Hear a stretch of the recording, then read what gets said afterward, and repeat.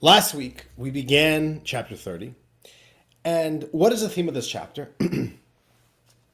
We're coming within the larger sequence over here, learning about how important it is that we orient ourselves in a healthy way, that it needs to be that the godly soul is most expressed in our life, and that takes a lot of effort. As we learned in the last chapter, the default human being, the way that we begin on a default level is that we operate from the place of our animal soul. We need to work, the work of a Jew, spiritual work, the work of a chassid, is to work on shifting away from the godly soul, from the animal soul to the godly soul. The number one manifestation of the animal soul is arrogance, the ego. Not necessarily the ego in a unhealthy way, in a narcissistic way, but the ego and the arrogance of life, where we just are obsessed with ourselves, absorbed in ourselves, and we are always positioning ourselves on top of others. That's the animal soul. The animal soul is in competition mode. The animal soul is trying to be successful, to get opportunities before other people. When I was younger, I had a real affinity for nature documentaries. Like the old National Geographic stuff. And I still do, although I barely ever watch these things. But you see a pattern. As a child, I noticed this pattern.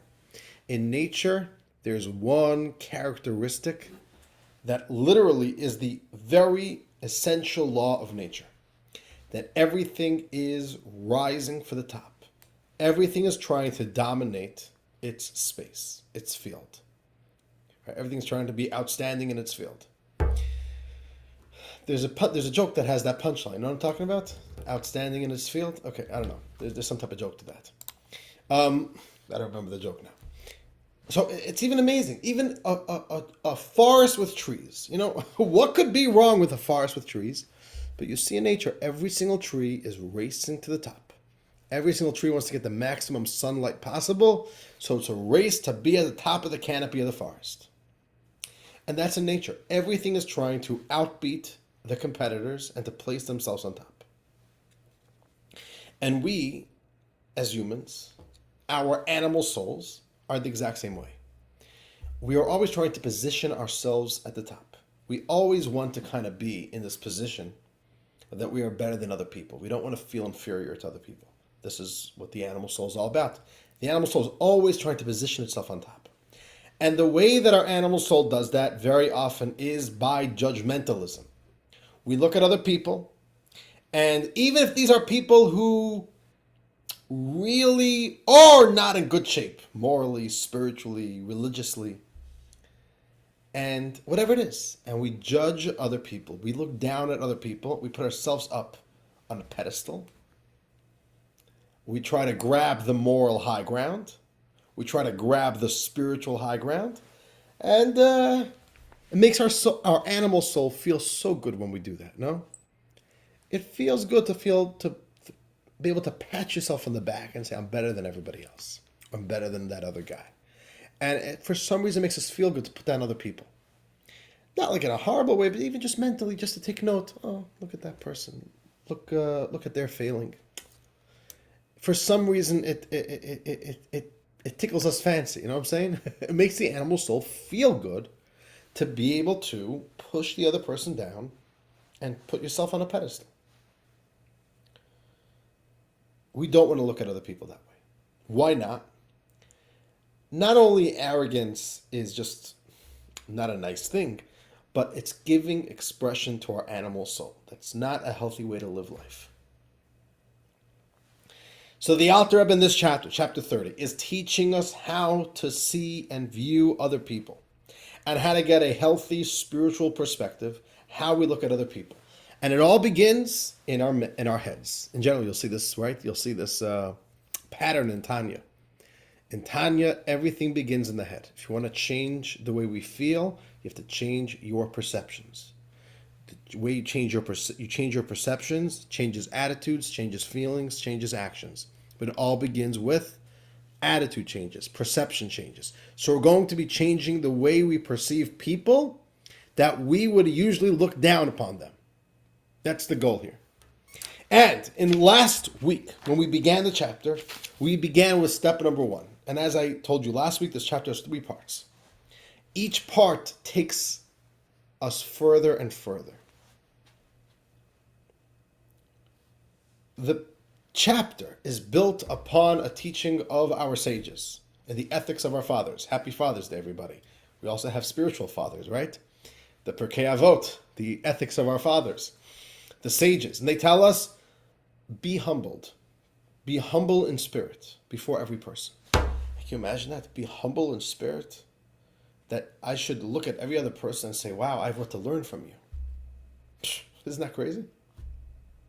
Some people, it's easy to say, yeah, I have a lot to learn from you. I respect you. Some people, it's very difficult to respect them. Some people, you look at them and say, I don't want to learn from you anything. I have nothing to learn from you. And here our sages tell us we should really feel that way. So the Alter Rebbe began with the basic idea. No, step number 1 is simple. You are blind in judgment. Meaning you simply don't have the tools to judge another person. Don't send a blind person to go, I don't know what, to go check what's happening outside. Don't send a blind person to go scout out a route. You're sending the wrong person. He doesn't have the tools. You are blind to somebody else's situation.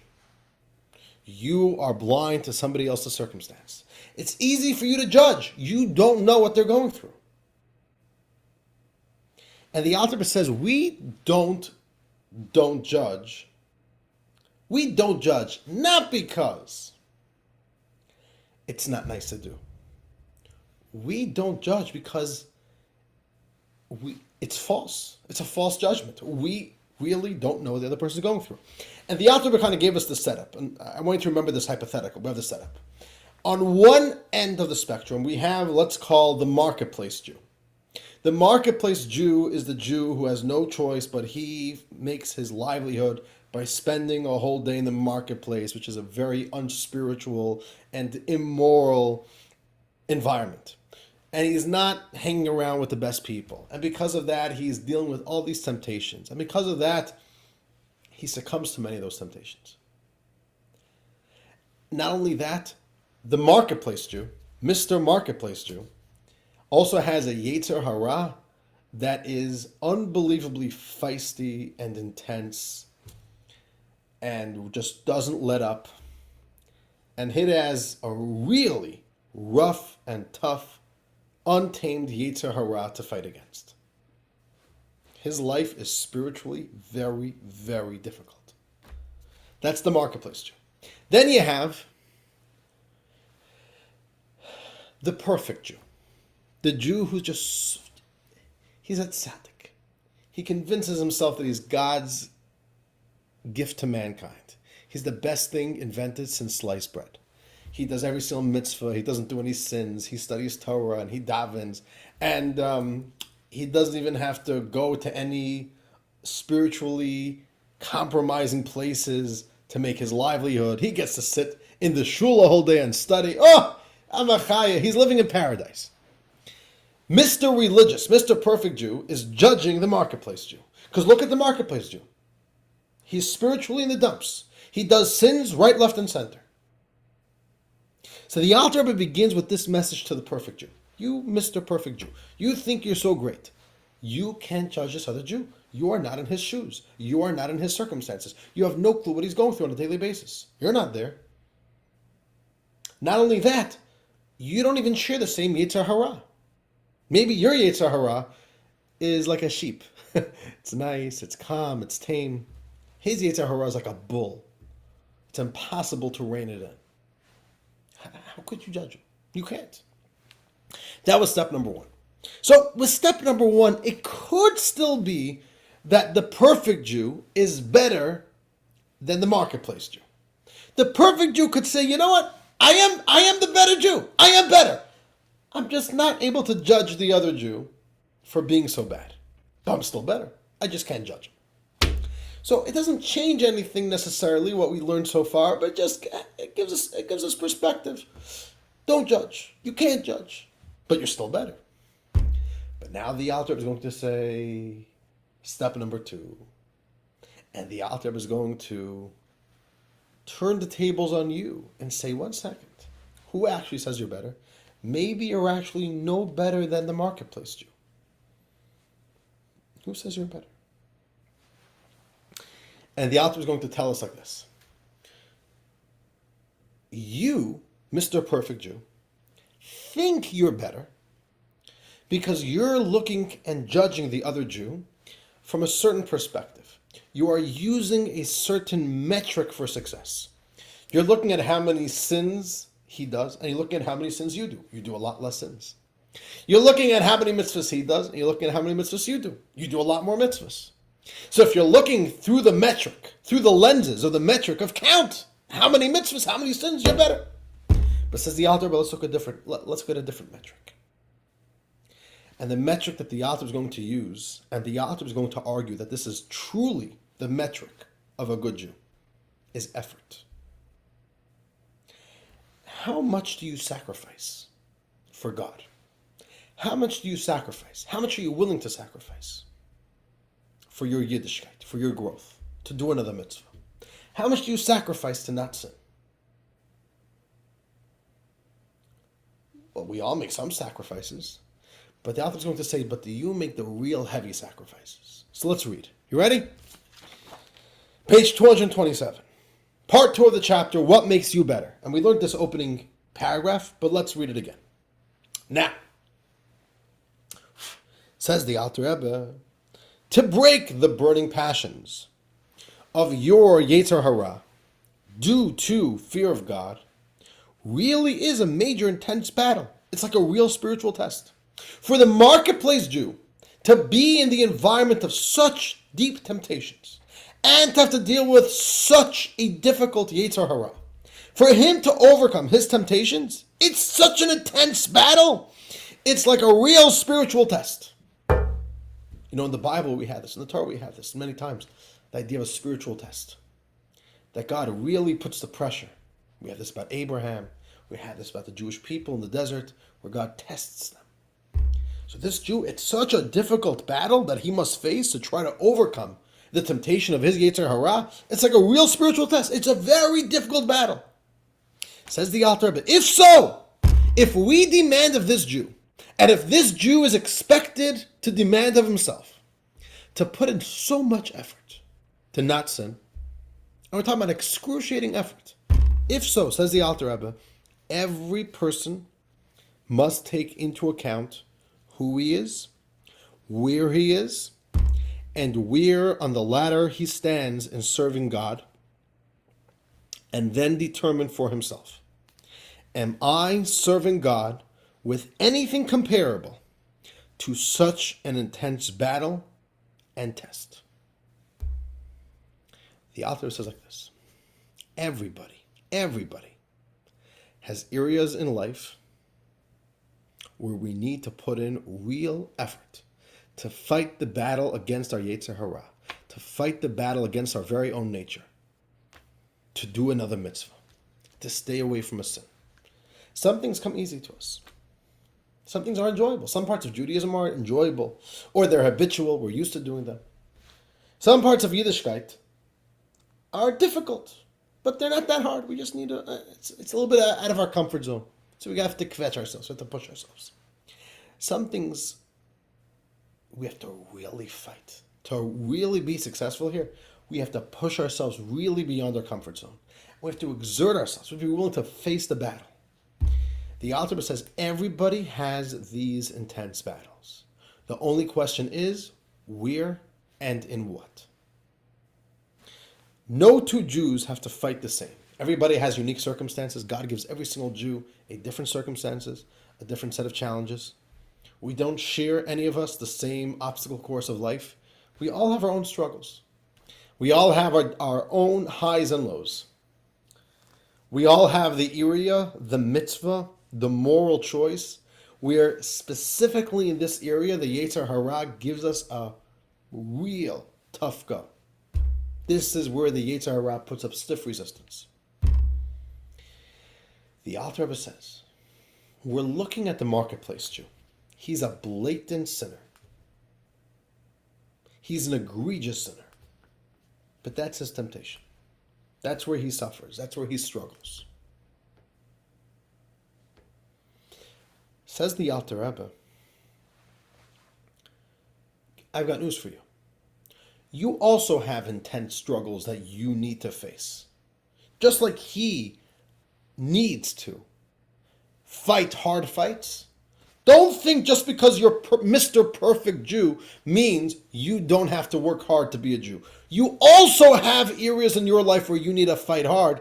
And the Alter Rebbe says, go and identify those. And then ask yourself, am I fighting that hard? I'm judging this Jew for not fighting so hard. What about me? Do I fight my hard fights, or do I also drop the ball on the real difficult battles of life? Now, the only difference is that the marketplace Jew, when he doesn't fight his hard battles, he does horrible sins. But Mr. Perfect Jew, when he doesn't fight his battles, he still looks perfect. He just doesn't daven as well that day. He still davens, but just not as well. He learns Torah, just doesn't learn Torah so well.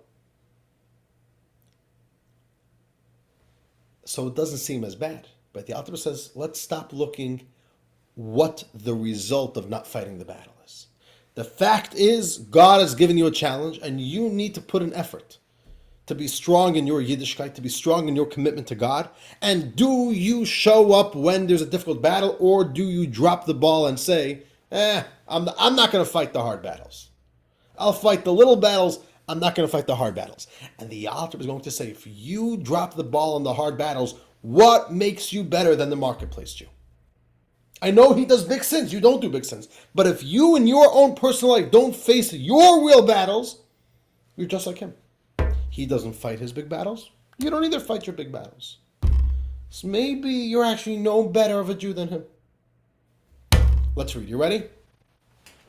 The Alter is going to give us a few examples of where we have this in our life. Okay. Let me close this over here. Where do we have in our life? You know, even the most successful Jew, he's religious, he's Orthodox, he does every mitzvah, walks the walk, talks the talk, keeps Shabbos, goes to shul 3 times a day. He's doing everything perfect. Where does he have room for improvement? Where does he have a fight that he's not facing? So first of all, this is a little bit parenthetical, but looks are deceiving. Religious Jews also sin. You know, just because somebody looks religious doesn't mean that they have struggles in life. Doesn't mean that they, people, it's a foolish question. You know, people sometimes say, how could it be that a religious person, that religious people do this sin or that sin? It's it's a totally false premise. Everybody has their struggles in life. But let's say even a Jew who does no sins, he's really, really perfect. The Alter Rebbe says, no, you could still possibly find areas in your life where you will see that you are dropping the ball. Torah demands something of you. It will take a lot of effort, and you just say, nah, it's okay, I'm not going to do it. What's an example? Let's read, page 227. Let's take the way you do your job to pray with focus and intention. Let's go to prayer, to davening. Prayer is a lot more than showing up in a shul and putting on a talis, and putting on tefillin, and opening up a book and reading a few words. Prayer is really meant to be an emotional experience with a lot of focus and a lot of intention. Davening is very hard work to do davening properly. So the Alter Rebbe continues. Do you pour out your soul before God with literally all your strength until there's nothing left? Real prayer is to bare your soul unto God, to pour out your heart to Hashem, to expose your soul and heart to Hashem. That's hard work. It takes guts to really bare yourself and invest your whole heart and soul into davening. Do you do that? Do you do that? The Alter is here challenging the Jew who thinks he's perfect. 1 second. You wake up in the morning, go to shul. Do you zip through davening 70 miles an hour? Because you know the words, because you're so used to saying them from when you're 3 years old? And when you get a buzz on your phone during davening, do you pull out the phone? Just to, I'm in the middle of praying, but I'll just check what just came in. Are you emotionally invested in your davening? Chances are, maybe a little bit, maybe not properly. Continues the Alter Rebbe, do you wage an intense battle with your body self and the animal soul within you as they dampen your focus? The body is trying to distract you from prayer because praying is boring. And the animal soul is trying to distract you from davening. And it's trying to tell you, nah, let's leave, let's do something else.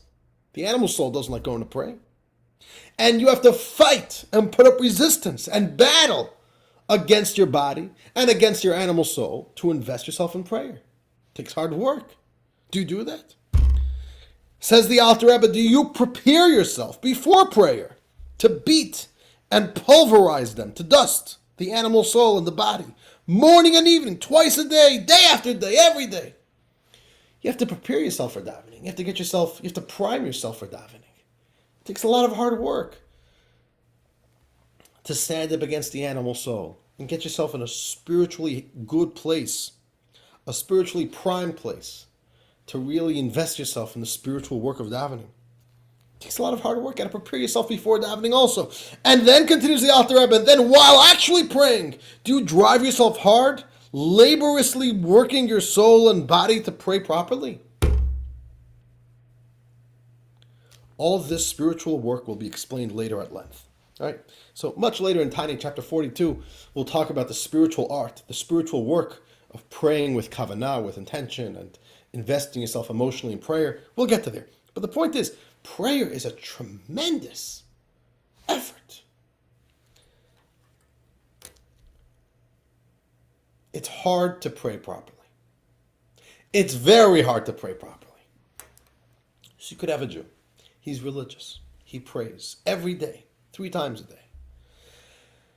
And the religious Jew comes with the holier than thou attitude and starts judging other Jews who don't pray as often.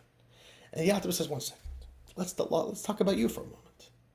You're going to judge them for not putting in the effort to grow in their Yiddishkeit. And what about your Yiddishkeit? Do you grow in your Yiddishkeit? No, me, I don't need to grow. I pray every day. The Alter says, no, 1 second. Let's look at your prayer. Is it done really up to par? Is it done according to the way the Code of Jewish Law teaches us how to really pray? You have so much more room for growth. You also need to be putting in effort. The Alter Rebbe says, if you are not waging a war of this intensity with your body self, you haven't come anywhere near the sort of battle demanded of the other guy. A war with a Yetzer Hara that burns inside like a raging fire, which he is expected to tame and shatter out of fear of God. This other Jew has to fight really, really hard to not fall into deep temptations. And he's expected to do that. The Alter Rebbe says, but you also have big battles to fight. You know what your big battle is? Your big battle is not about a big sin. Your big battle is to wake up and put a half hour of more effort and a half hour of more energy into your davening. And the Alter Rebbe says, let's be honest. You don't do that. You drop the ball on that. You know why? Because it takes a lot of hard effort. Then how could you blame this other Jew for not putting in effort? You also drop the ball when it comes to effort. That's the Alter Rebbe's point. Let's continue. The same applies to grace after meals. And all of the blessings, page 228, and all the blessings said on foods and drink, or the blessings said before performing mitzvahs. You need to face the battle to say them with real focus. You know, when you're born and raised Orthodox, raised religious, saying a blessing becomes an afterthought. It's easy. You're used to saying blessings. So you say the motzah, you make this blessing on this food, on this mitzvah. And to the point you don't even process yourself what you're saying. And it takes a lot of effort. It takes a lot of intentionality to stop. Think, what am I saying? Put in the proper kavanah, the proper intent, the proper focus into saying the benching, the grace after meals, to saying a blessing. The Alter Rebbe says this is where there's effort for you. There's room for improvement. And this is going to take sometimes a lot of effort to not just do these things by habit, not just do these things to the level that's convenient for you, but to really put in the effort. Says the Alter Rebbe continues, another example, obviously the same applies to doing every mitzvah with the proper intent. And what's the proper intent of the mitzvah? That you are doing this mitzvah only for the sake of the mitzvah alone. Which means sometimes we do mitzvahs, but we're just so used to doing them that we don't even process why we're doing it. Like some people, they're used to keeping Shabbos. They kept Shabbos their whole life. So for them, doing the mitzvah of keeping Shabbos is not really something that they do with a lot of intention. They live in a religious community. They've been doing this their whole life. So for them, it's just living life. Some people do mitzvahs because they think it's a nice mitzvah. They enjoy doing it. But then there's the proper intention that you should have in mind when you do a mitzvah. I'm doing this because Hashem asked me to do this mitzvah. You have to put in the effort, it says the Alter, but do the mitzvahs. You're already doing the mitzvahs. But to have the mental and emotional focus and intention. Why am I doing this mitzvah? You got to put in the effort. And so too, the Alter continues, when it comes to your commitment to studying Torah. Mr. Perfect Jew already learns a lot of Torah. I learned a lot of Torah already. But says the Alter, but 1 second. But do you learn far more than you enjoy or want to by nature or by habit? By waging a fierce battle with your body self? I know you learn a lot of Torah, but do you learn more than your comfort zone? Do you push yourself to learn extra hard? Even when it's inconvenient. We all have the Torah study that we enjoy learning. It fits our schedule, it's mentally stimulating, we enjoy it, okay. But then we all know there's a point where we've learned and we get too tired, or this is a subject which is already not interesting. And to do this, already we've got to push ourselves. Or to keep a commitment, we have to push ourselves. And then there's pushing yourself totally beyond, really, really exerting effort to devote yourself to studying Torah, to doing the mitzvah of learning Torah. Says the Alter Rebbe, I know you learn Torah already, but do you push yourself? Do you push yourself the way you're supposed to? And the Alter Rebbe says here, after all, someone who learns only a little more than his nature is only fighting a little battle. It's a little battle. And a little battle cannot be compared by any stretch of the imagination to a war with a burning, fiery Yetzer Hara. You got to push yourself really hard, just like you're expecting the marketplace Jew to fight really hard. So the Alter Rebbe says, here's a bunch of examples. You're not doing any sins. I know, you are Mr. Perfect Jew. But the Alter Rebbe says, be honest with yourself, and you will see that there are areas in your spiritual life, there are areas in your moral life where maybe you're doing okay, but you could be doing better. And you drop the ball, and you don't improve yourself. You don't do better. You know why? Because it's too hard. Sometimes we tell that to ourselves. I'm doing good already. It's going to take too much effort for me to do even more. The Alter Rebbe says, okay, but if you say that, know that you are no better than the other Jew who is the big sinner. You know why? He's not willing to put in the very hard effort to fight against his Yetzer Hara, and you also don't. You also only do what's convenient, and when it's convenient. You daven at your convenience. You don't daven more than your convenience. You study Torah at your convenience. But do you learn Torah more than your convenience? So the Alter says, let's be real. Let's be real. He has work he needs to put in. You also have work you need to put in. And the Alter concludes, this other guy is called an utterly wicked person if he does not win that war to tame his Yetzer Hara and break it before God. The marketplace Jew. If he doesn't fight the hard fight, he's going to succumb to horrible sins, and he'll be called a rasha, a wicked person. Says the Alter Rebbe, consider it. If you don't show up for your battles with your Yetzer Hara, can you be considered any better than him? What makes you better then? He doesn't show up for his big battles. You also don't show up for your big battles. Now, the religious Jew could say, Alter Rebbe, you're telling me I'm just as bad as that guy? But come on, I'm doing only mitzvahs. He does big, bad, blatant sins. The only thing could find wrong with me is that the good things that I don't do properly. But at least I'm not a big sinner. So how could you say this? And the Alter Rebbe says, yeah, let's continue reading. You might say, but the other guy is doing bad stuff. I'm just not doing good enough. I'm just not doing enough good. He sins. I don't do mitzvahs. Come on. You can't compare us to. I still have the moral high ground. I still have the religious high ground. No, says the Alter Rebbe, but what difference does it make? Doesn't make a difference. Why? Both turning from evil and doing good are the mitzvahs of the same holy king, who is a perfect oneness. Don't get lost in the details. Let's consider the basic fact. Hashem, the king of the universe, is asking us to do a mitzvah. It doesn't matter which mitzvah you say no to. When you say no, Hashem asks you, please do this mitzvah. And you say, I'm sorry, it's too much of a schlep. It's too much of an inconvenience. The Alter Rebbe says, I don't care which mitzvah it is.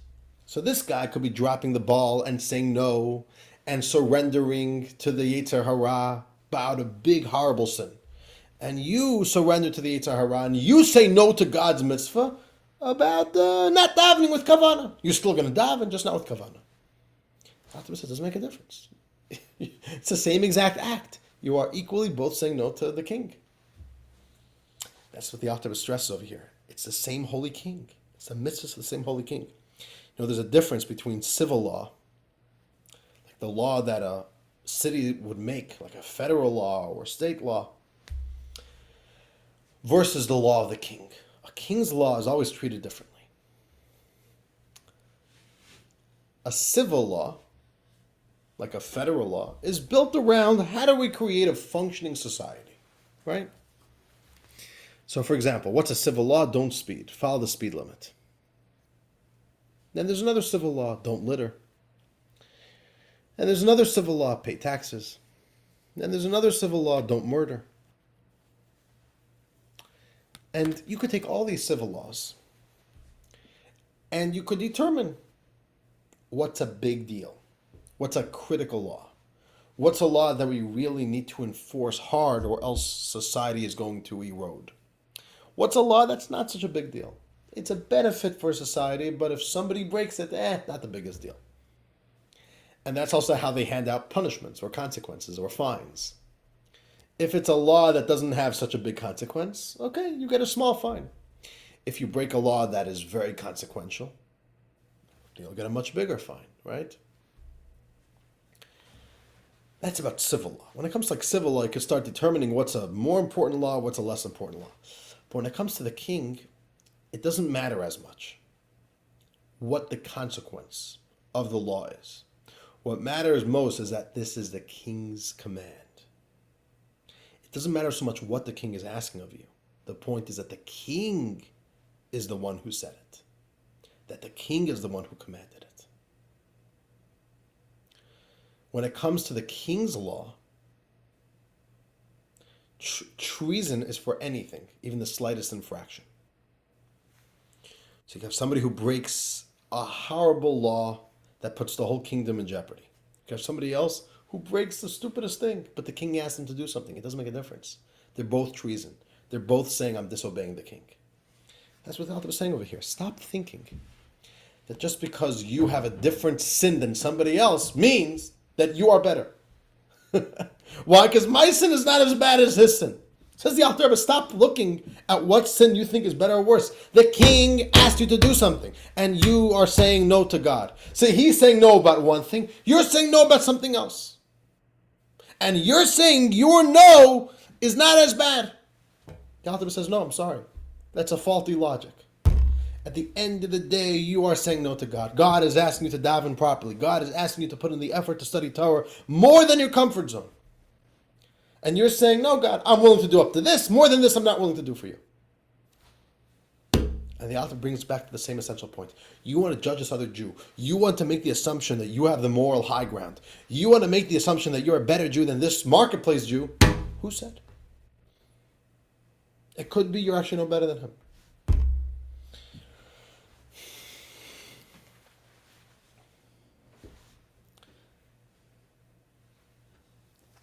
Another example that the Alter Rebbe gives, the same applies to other mitzvahs, which means in every mitzvah you could find how, even when you do it, you could do it better. Look it up in Jewish law and you'll see that you could be doing the mitzvah with more focus, more energy, on a greater scale, whatever it is. And the Alter Rebbe says, especially when it comes to anything dealing with money. Money mitzvahs are very often times where we could see we're being a little bit stingy when it comes to God's mitzvahs. Like your duty to give charity, for example, and etc., other mitzvahs. Money is difficult. Parting with your money is one of the hardest things to do. Charity is a very hard mitzvah. Because you work hard for your money. And then you should give away your hard-earned money that you work so hard to get. And you're going to give it to somebody else?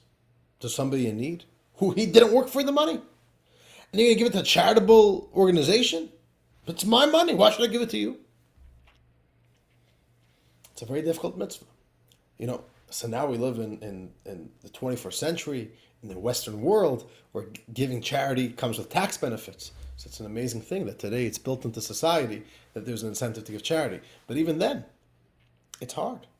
The Torah standard for giving charity is minimum 10%. And ideally 20% of your income. Can you imagine 20%, even 10%?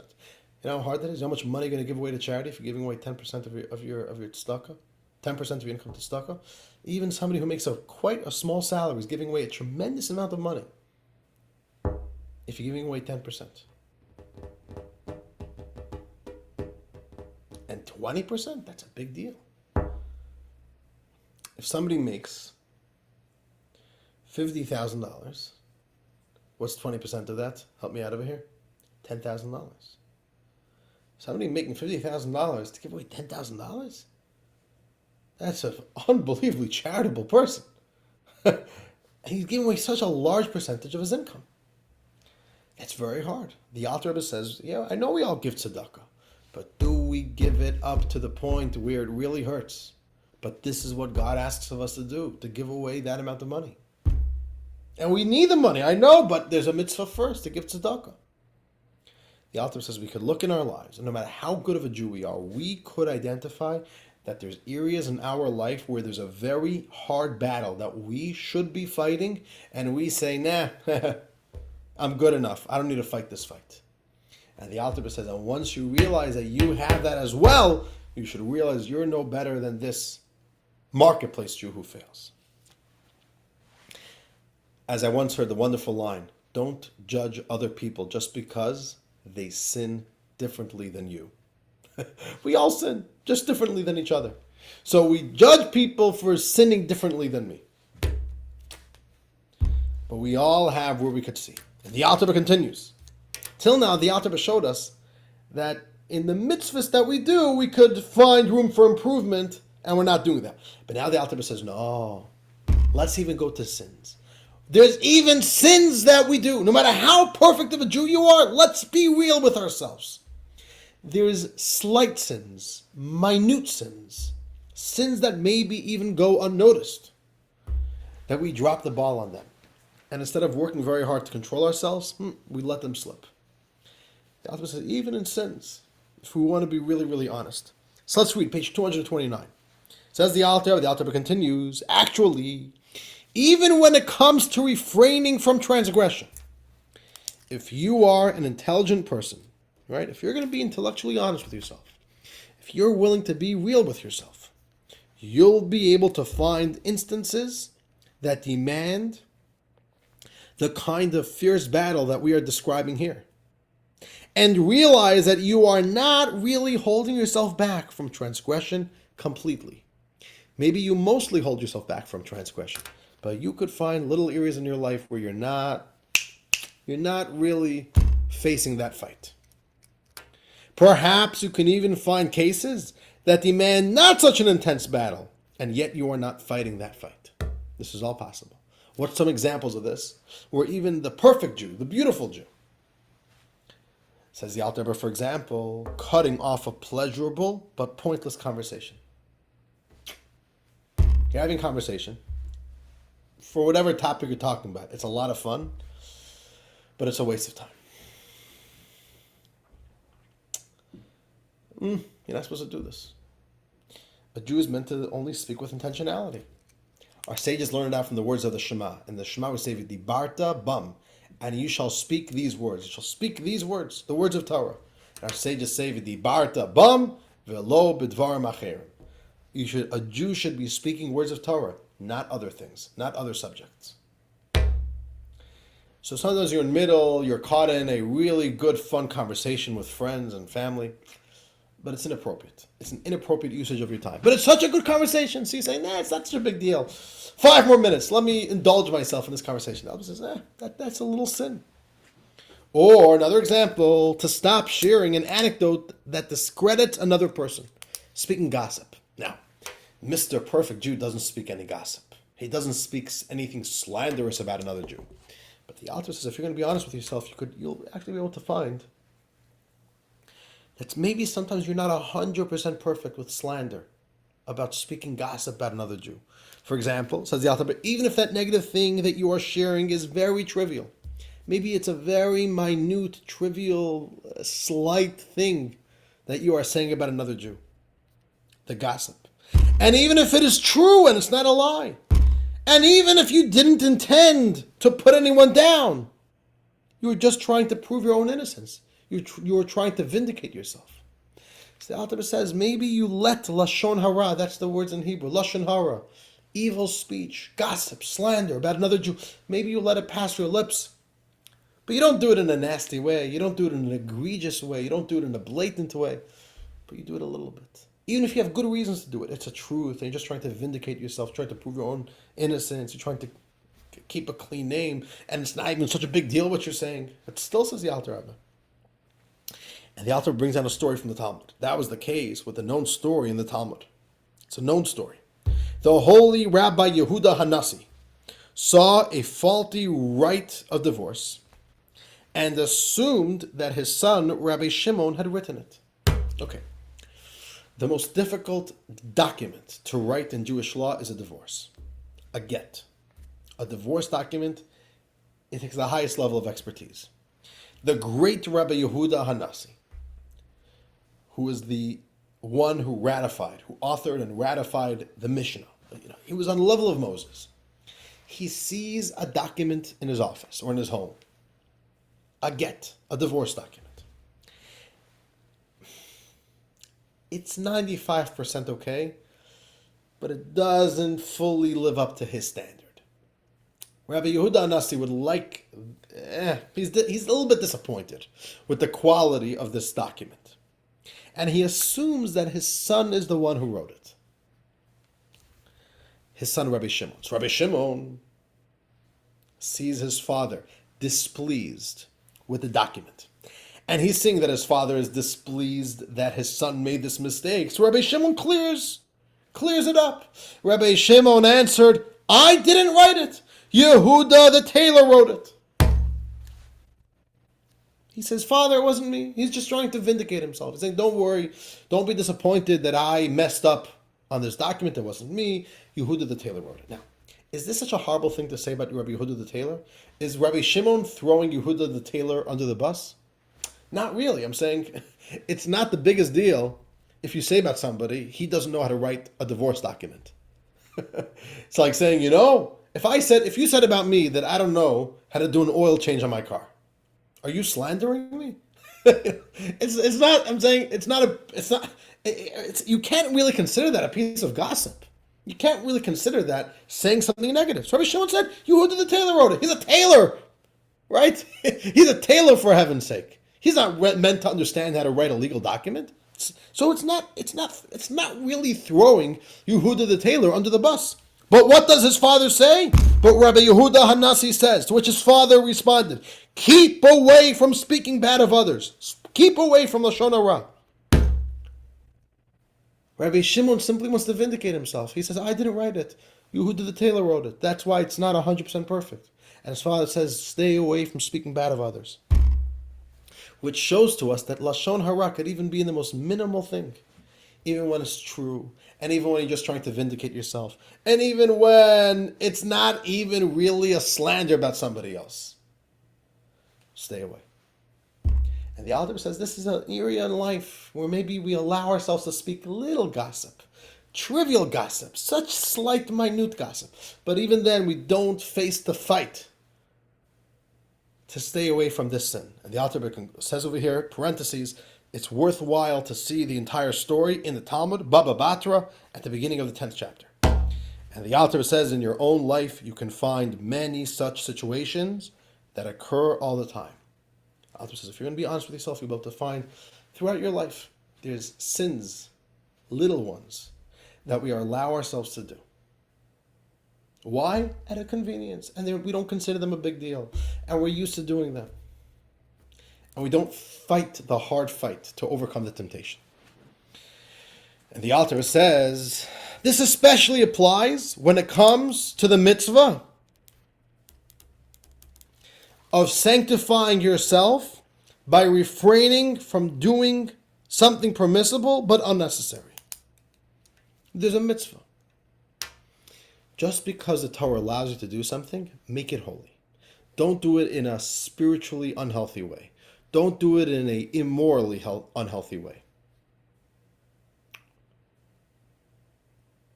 For example, the Torah lets you eat any food that's kosher. But we all know that there's a certain way that you could eat which is totally inappropriate for a Jew. Inappropriate.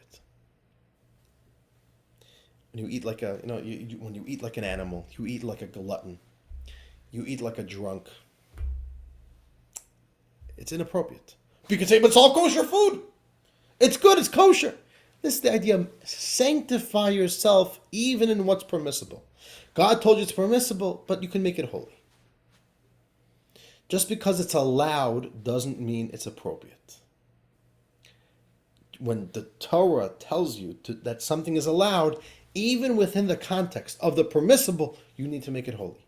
And the Alter says, especially when it comes to this mitzvah, which is so nuanced and so personal, you'll be able to identify areas in your life where you don't fulfill this mitzvah, where in an area where something is permissible, you fail to sanctify your life in that opportunity. And the Alter says, that's not just a nice thing to do. This is not just a nice a personal choice to sanctify yourself in the permissible. Says Alter, it is a biblical command. It's a mitzvah from the Torah. As it says, be holy because I, God, am holy. As because I, God, am your God, am holy. And make yourselves holy. Page 230. And the Alter says, concludes on a technical note, and some halachic authorities maintain that this is a rabbinic command, not a biblical command. But at any rate, the words of the sages are to be treated more seriously than biblical ordinances. Okay. So, some halachic authorities, if you want to look it up, say that this mitzvah is not a biblical command. It's only a rabbinic command from the sages to sanctify your life in what's permissible. The Alter says, okay, but even then, also that's a very serious deal, because the words of our sages are more serious than biblical mitzvahs. But the point remains, says the Alter Rebbe, every single Jew can find an area in your life where you have room for improvement. Not only have room for improvement, but chances are that you are actually dropping the ball on those areas of life. And you're not willing to face the hard fight to improve and to make yourself better and to do better and to do the mitzvah better. And the Alter Rebbe says, if so, you're actually no better than the failing marketplace Jew. He isn't willing to fight his hard fights, and you also aren't willing. You also fail to fight those hard fights.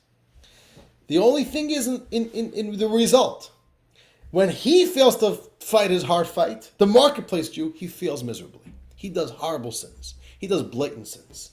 When you don't fight your hard fights, you do small sins. You do the stuff that are unnoticeable. But the Alter says, but at the end of the day, effort is what counts. The currency of Yiddishkeit is not about how many mitzvahs or how many sins we do. The currency of Yiddishkeit is how much are we investing? How much are we investing in our relationship with Hashem?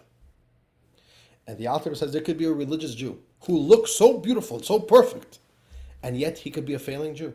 Because his whole Yiddishkeit is a Yiddishkeit of habit. His whole Yiddishkeit is a Yiddishkeit of convenience. But he doesn't put in the effort.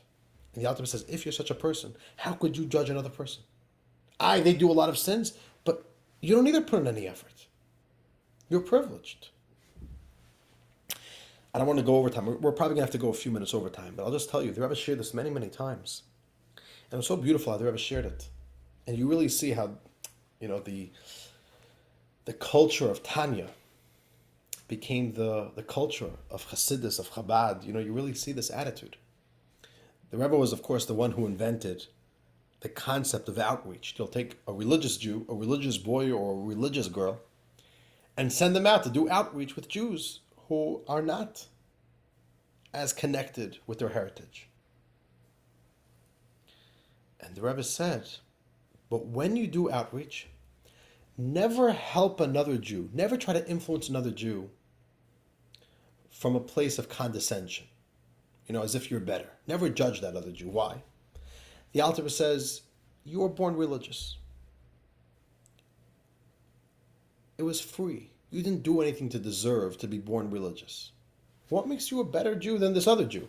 You happen to be born religious. This other Jew happened to be born in a non-religious family, so they're not religious. So you're going to come and judge them and look down at them and be condescending to them? That they're not religious? What makes you any better? And the Rebbe said, God gave you a gift that you didn't even deserve. It was a free gift that God decided that your soul is going to be born to religious parents. It was a gift. It's a free gift. But you're not going to be arrogant about that gift? What makes you better? Maybe this other Jew who isn't religious is really a better Jew than you. Maybe they have a more beautiful soul than you.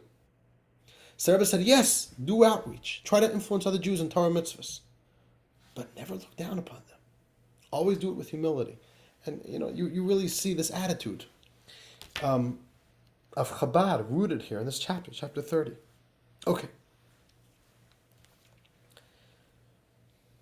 But there's one final whammy to this chapter. We did 2 steps so far in this chapter. Step number 1 is you can't judge another Jew. Step number 2 is not only can't you judge them, maybe you're actually no better than that Jew. Maybe you're on equal footing as that Jew. Why? Because he doesn't fight. You don't either fight. You're just as bad as him. The third point is maybe you're even worse than him. Yes, you look better. You look more religious. He does more sins than you. You do more mitzvahs than him. But maybe still you are actually worse than him. How could that be? This is an unbelievable little piece of Tanya. Page 230. Part 3, who is more to blame? Says the Alter Rebbe. It's just that all these sins, all these little sins, little chatter, little gossip, all these and others are among those things that people happen to treat carelessly. Quote, the sins which a person tramples under his feet. Also, they start feeling permissible after they've been transgressed over and over. So there's this idea. Sometimes culturally, and you see this throughout history, sometimes in Jewish history, the Jewish people or a certain community, socially, were very careful about this mitzvah, but for whatever reason, not as careful about a different mitzvah, or not as careful about avoiding a certain sin.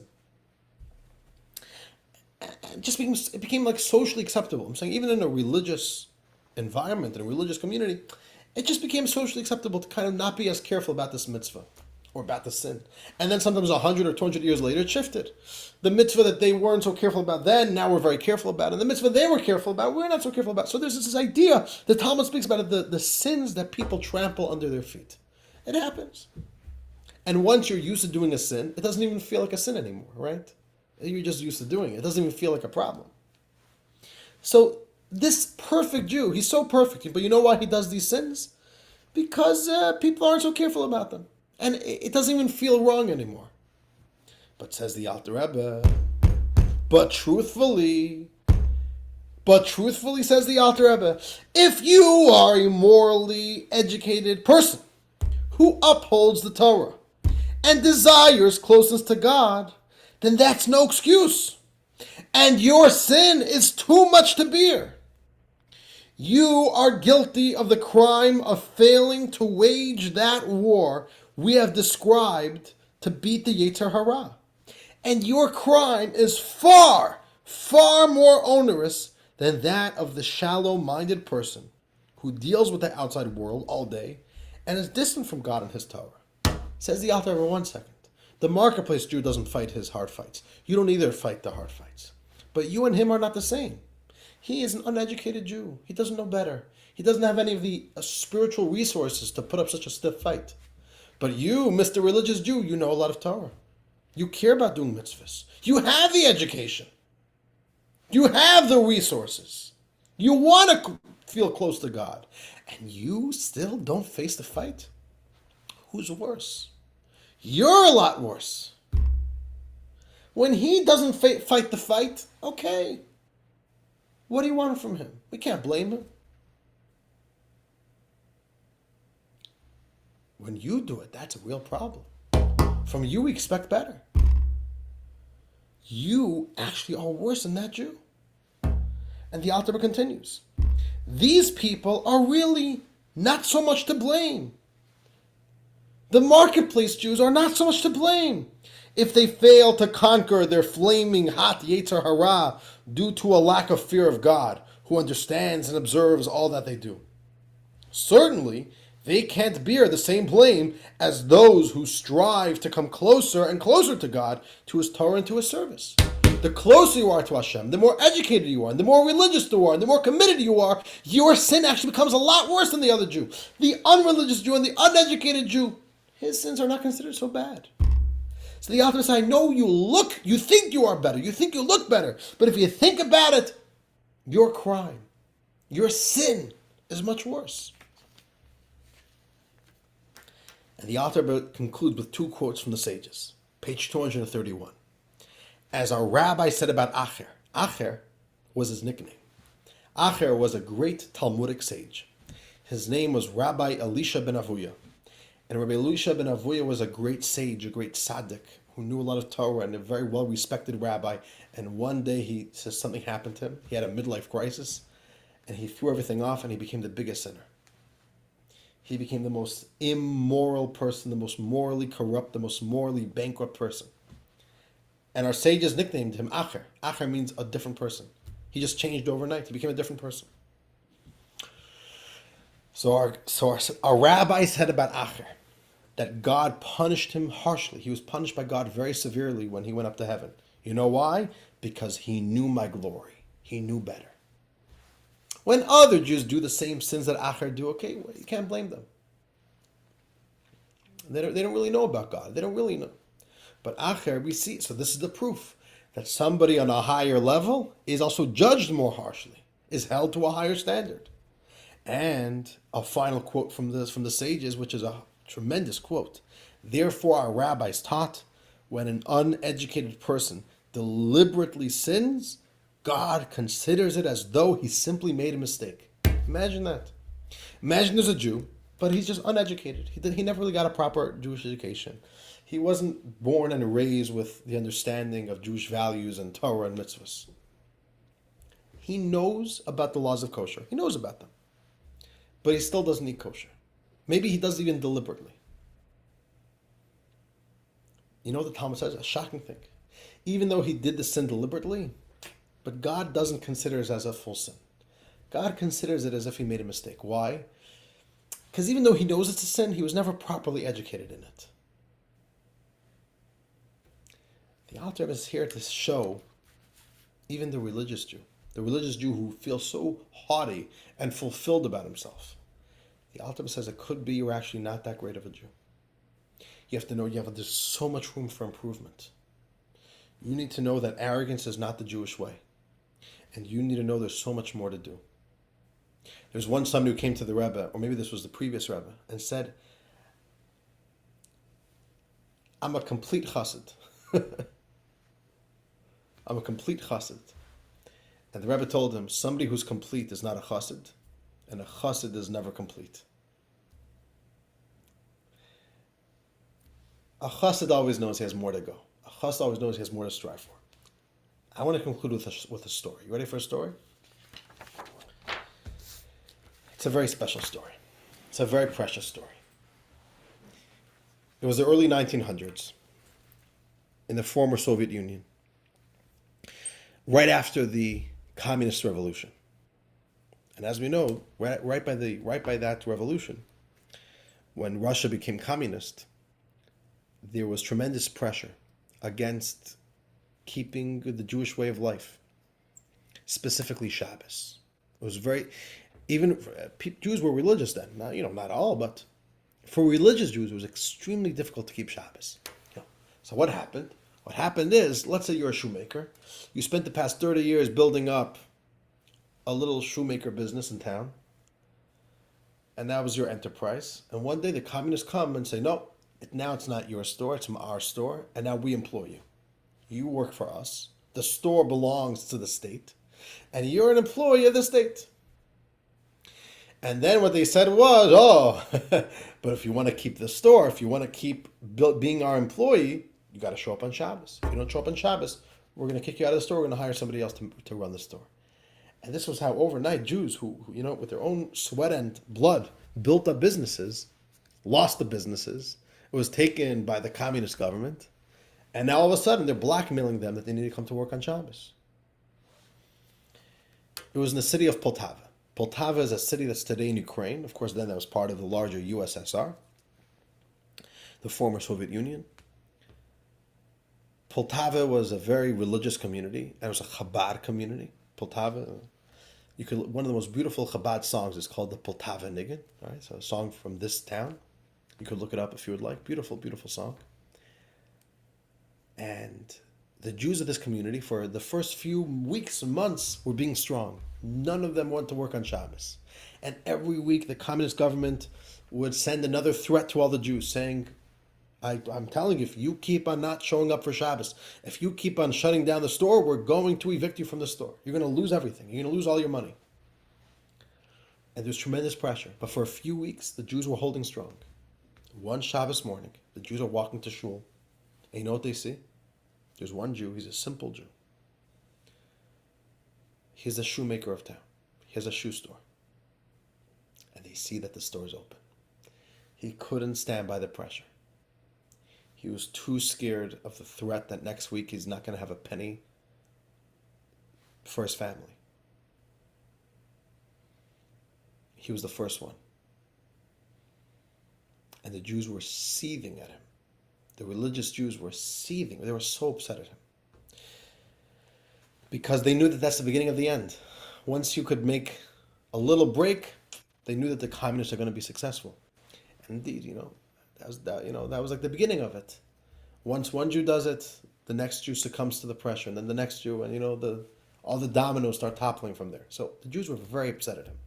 You were the one who broke this standard in our community. We were all standing strong against the pressure as a united front, and you broke it. They were there. One Shabbos, there's a Chabad yeshiva in Poltava. This is like, a week or two or three after this happened. And Shabbos afternoon, there's a Farbrengen, a Hasidic gathering. And all the yeshiva boys are sitting around the table, and there's food, and there's l'chaim. And by a Farbrengen, there's a very warm, beautiful atmosphere. And one of the rabbis of the yeshiva come and sit and talk with the boys. And it's not a lecture; it's a very warm environment. And he shares stories and he shares lessons. And it's a beautiful spiritual environment to strengthen and to. There's a rabbi. His name was Rabbi Yecheskel Fagan, a very special soul, just such a beautiful, warm soul. We have a lot of his writings today. He was killed by the Nazis, Yimach Shemam. He was killed a few years later by the Nazis in Ukraine. He was one of the victims of the massacres in Ukraine. He was known as Chacha Fagan. Chacha is like the Yiddish, old European nickname for Yecheskel, for Ezekiel, right? Yecheskel, Chaskel, Chacha. Chacha Fagan is his name. He was a rabbi in the yeshiva. He taught Chassidus to the boys. And he's sitting there with the boys, and he was such a real guy. He was such a precious person. He's sitting with the boys, and he addresses this episode in town, that this Jew, he opened up a store on Shabbos, and Chacha Fagan starts sharing with the boys that at first, I had darting eyes at this guy. I was so upset at him that he's not only violating Shabbos himself, he's creating an environment, he's creating a precedence in town that it's acceptable to break Shabbos for business because there's so much pressure. I was so upset at him. And then Chacha Fagan started thinking, but 1 second. This Jew, he's a simple Jew. Yeah, he's Jewish. He was born religious, but he never really got a proper, good Jewish education.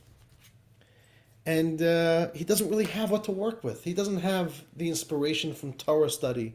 He doesn't have all those spiritual resources. So it was a very difficult temptation for him. But then Chacha Fagan says, but what about me? What about us? We learn in the Chabad Yeshiva. We know everything. We know the spiritual power of Shabbos. And we study Chassidus. And we keep Shabbos. Yeah, we keep Shabbos. But our Shabbos could be looking so much more beautiful. And we don't have an excuse because we learn Chassidus and we know what Shabbos is all about. And Chacha Fagan says, if so, you know what I realized? And Chacha Fagan starts crying. And he says, I realized that we are the real violators of Shabbos. He said in Yiddish, wir sind die Emes Mechalei Shabbos. He's violating Shabbos, but he doesn't know any better. What about us? Is our Shabbos looking the way it's meant to be? We're the real Mechalei Shabbos. We're the real violators of Shabbos. And he's crying bitter tears. And he wasn't doing it as a show. He was a very sincere person. But these boys, none of them violated Shabbos. It wasn't like they were going to their dorm rooms and playing games on their smartphones, under their covers on Shabbos. They were good boys. But our Shabbos could be looking so much better. It's not up to par. I think that captures the message of this chapter. This chapter is here to help inspire the Jew to not look at other Jews and their deficiencies, but to look internally. And to have, when you realize another Jew who's failing, it makes you realize, 1 second, maybe I'm also failing. Maybe I'm also dropping the ball. Maybe there's so much more room for me to improve. And this stops you from judging other people. And it creates healthy humility and a healthy motivation to not have inertia, not just to be stagnant, but to grow and to be putting in the effort to keep on growing. And dear friends, that's chapter 30. Such a beautiful chapter. Next week we'll begin chapter 31. Another powerful, powerful chapter of Tanya. And with that, I want to wish you all a wonderful evening. And this was a really special chapter. We'll see you all next week.